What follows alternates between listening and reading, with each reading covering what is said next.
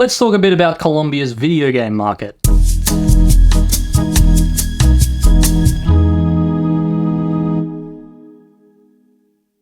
Hi all, I'm Ezrado and you're watching my travel channel where I talk all things Colombia. So in my last video I discussed what it's like buying tech in Colombia and how it differs to many developed Western countries, and today I wanted to do a deeper dive on one specific aspect of that video that I only briefly touched on, and that is video games. See, games are really in a category of their own when it comes to tech in Colombia. Although a lot of the things I said about tech in general in the last video also apply to games, there are a few things worth noting about games specifically that I thought warranted further discussion. With that in mind, let's get into it. To start with, one of the first things you might notice about game retailer chains in Colombia is they're all but non-existent, or at least specialist game retailer chains hardly exist. If you're from the US, you might be used to going to GameStop whenever you want to buy a physical copy of a game, and if you're from Australia or Canada, you might go to EB Games, or Game if you're from the UK. The point is that all of these countries have a large national video game retailer chain with an abundance of stores across the country. Colombia, on the other hand, not so much. Most of the games you'll find in Colombia are sold at mini tech stores, usually found in shopping malls. These stores tend to sell a variety of smaller bits and bobs like phone accessories, computer peripherals, and a selection of video games. This selection is usually fairly small. At most there might be a few shelves of games, but quite often it's just a small handful being sold on the side. Occasionally you'll find a better range at an isolated kiosk that specialises in games at a mall, but again, nothing to write home about. Outside of these, there are a couple of chains that sell games, namely the tech store chain K-Tronics, along with the department store Falabella, but the range you'll find here really isn't any better, and honestly, often it's even worse. Now, if you watched my last video, you might remember me mentioning a specialized game store in Manizales that I went to, but stores like this aren't generally chains. In short, there's not currently any retailer focused primarily on video games that has stores in multiple cities, to my knowledge. If there is, it'd only be 2 or 3 stores maximum. Instead, you'll find a handful of independent stores like the one I just mentioned, and they're not nearly as stocked as what you might be used to at home due to the fact that they aren't affiliated with a large company, along with some other reasons which I'll get to in a bit. Once again, most of these stores don't have the deepest catalogue, and for current gen platform games, namely PS5 and the Xbox Series games, the choices are especially light on. Switch games are often more abundant, but for other consoles I've noticed that there tends to be a lot more in the way of PS4 and Xbox One compared to current gen systems.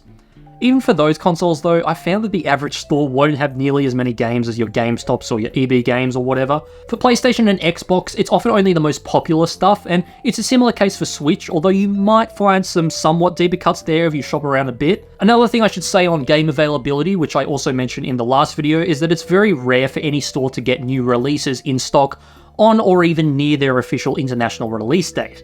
When I went to that game store in Manizales, for example, it was actually because I wanted to go and buy Horizon Forbidden West, which had just come out on that day. I know there's not much point buying physical PlayStation or Xbox games these days since you still usually have to download them online anyway, but I don't know, I guess I'm just a physical media kind of guy. Anyway, the guys at the game store told me that they wouldn't be able to get it in until the following week.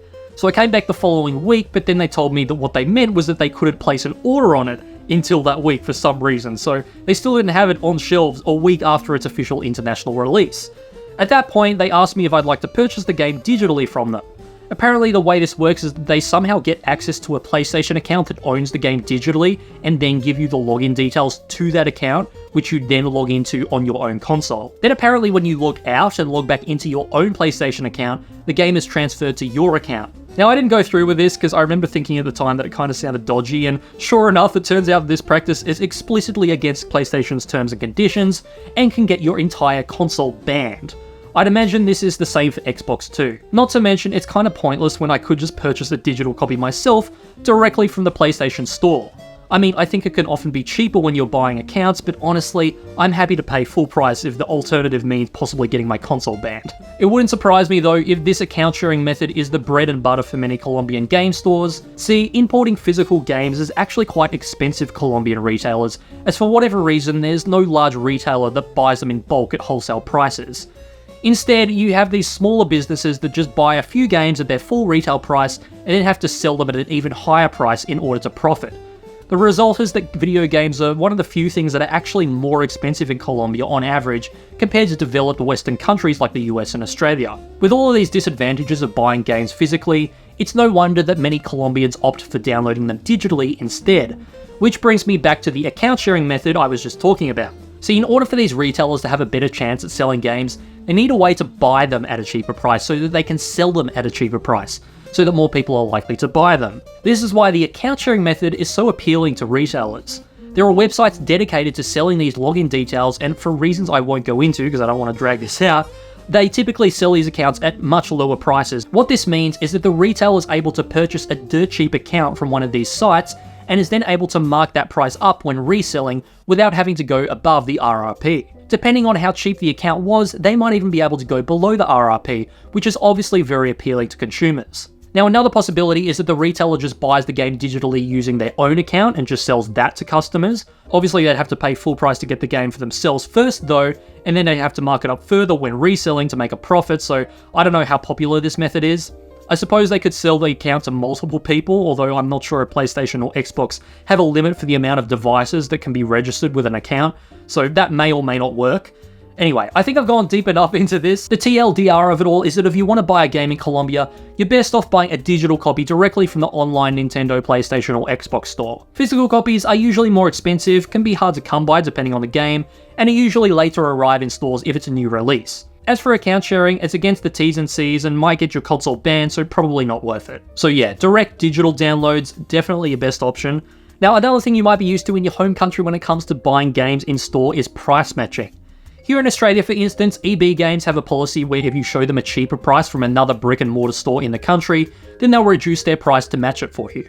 As I'm sure you could guess at this point though, this policy doesn't exist in Colombia for video games or really anything else to my knowledge. As I've just described, there's not really much wiggle room for reducing the price of physical games, and then for account sharing, it's kind of the Wild West in terms of how much the store would charge for that, since it completely depends on where they got it from, and this makes price matching a bit sketchy for retailers. Even for products where neither of these things are applicable though, the concept of price matching or price bargaining for that matter are totally foreign in the country. If you ask someone to do this, they'll likely just get annoyed at you, as they did with me one time when I asked if a TV could be price matched. Anyway, with all that being said, I'm sorry for another video full of bad news, but it's my hope that by telling you all of this now, you'll avoid disappointment later on and can set realistic expectations. As frustrating as all of this is the first time you find out about it, you tend to adapt to it and find workarounds fairly quickly.